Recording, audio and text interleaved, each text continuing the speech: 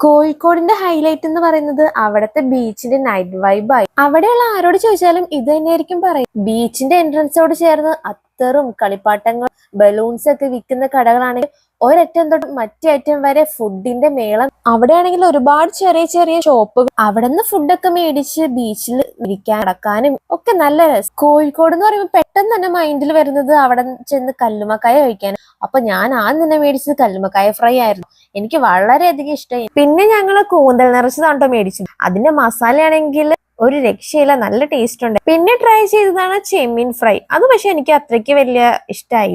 പിന്നെ കാടമുട്ട ഫ്രൈ മേടിച്ചു, അത് നല്ല ടേസ്റ്റ് ഉണ്ട്. കുറെ വീഡിയോസിൽ ഈ ചെത്തൈസ് കണ്ടായിരുന്നു. അപ്പൊ എന്തായാലും അവിടെ പോകും മേടിക്കണമെന്നുണ്ടായിരുന്ന ഒരു ഐറ്റമാണ് ഈ ചെത്തൈസ് മേടിച്ചു.